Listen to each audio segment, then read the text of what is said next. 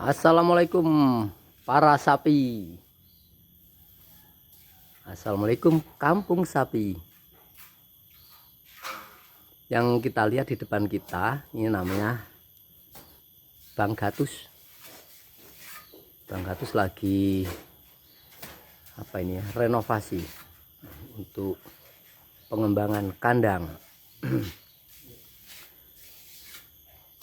Ini kita lihat nih sana, rencananya memanjang sampai sana. Bang Gatus, semangat Bang Gatus.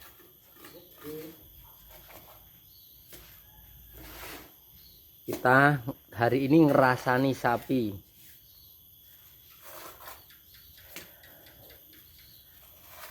Sapi ki kalau ngomongin sisi komersilnya, sapi itu kan para petani itu pelihara sapi pengennya dapat untung, bisa dijual. Nah, bagaimana cara bisa mendapatkan keuntungan lebih gitu untuk para petani? Hanya satu solusinya, bagaimana bisa menekan harga pakan. Jadi para petani upayakan tuh tanam rumput sebanyak-banyaknya, selebar-lebarnya tempat. Tujuannya apa? Untuk menekan biaya operasionalnya. Jadi diharapkan ketika nanti sapi gemuk dijual dapat untungnya banyak. Ya, poin plus di situ. Nah, kalau kebanyakan sekarang ini terutama di daerah maju kayak Pulau Jawa itu memang lumayan kurang melimpah pakan di sana, jadi mahal pakan. Nah, kebetulan kalau tempat kita kan di Pulau Sumatera masih banyak pakan melimpah, jadi lahan juga lebar. Mestinya kita tanam aja lah gitu, tanam sendiri. Karena kemarin juga ini sapi saya kan sebagian plasma ke PT lah gitu. Nah, itu ya lumayan juga itu operasional pakannya. Nah, mudah-mudahan buat para pemelihara sapi khususnya petani, kalau kita hitung satu ekor sapi dengan pakan rumput gratis, katakan begitu, ngarit gitu, lumayan banget. Satu induk, kita ngitungnya induk, satu ekor induk sapi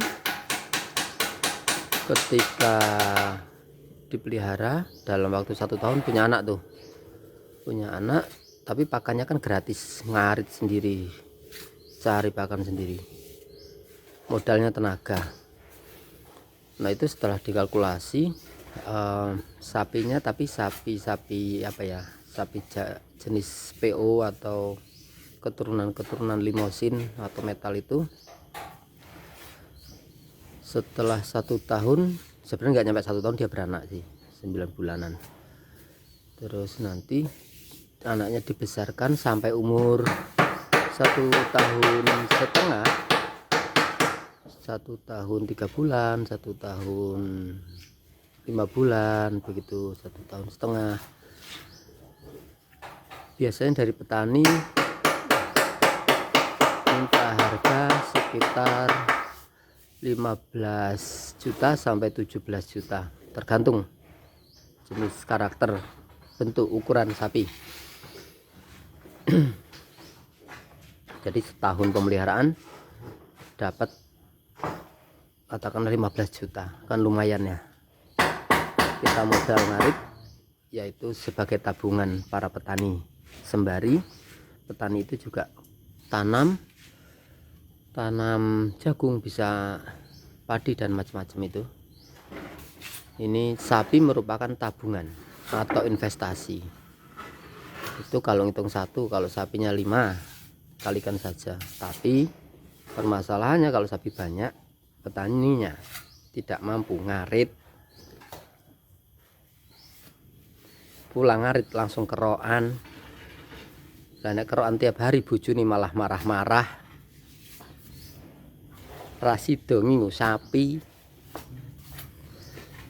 Itu kalau ngomongin sisi komersil, petani dapat untung tapi konsekuensinya banyak. Jadi kalau petani sambil tanam apa sambil apa gitu, jangan banyak-banyak sapinya. Kalau banyak sapinya sekalian aja totalitas ngingu sapi sama rumput.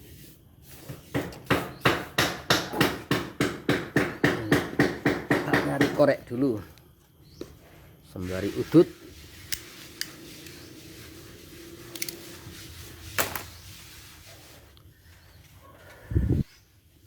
Mas Agus sarapan? Ya ngeteh lagi. Yang ini namanya Mas Agus. Tuh Mas Gatus.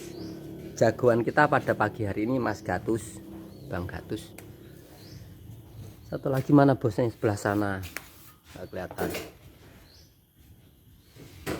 Jadi untuk petani, kalau memang mau profesional petani sapi, perbanyaklah sapi, tapi pertimbangkanlah dulu stok dari pakan. Karena tanam rumput itu kan macam-macam jenis rumput itu. Kalau kita tanam di lahan itu gampang tumbuh rumput itu, macam-macam namanya itu, sampai nggak hafal saya. Ada yang bilang rumput gajah, ada yang bilang rumput odot, segala macam itu. Prinsipnya sama, kandungan protein ya saya pikir juga mirip-mirip, meskipun di teori beda. Di teori itu terlalu detail, nggak tahu, mungkin ada muatan industri dagangnya. Tapi yang jelas saya praktek dengan dua jenis rumput yang ditanam itu ya bagus aja, nggak masalah. Yang penting adalah bagaimana si sapi seneng mangan.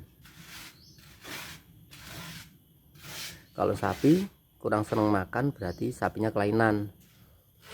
Bawain aja ke dokter sapi. Kalau nggak bawa ke dukun sapi. Biar didandani, diurut,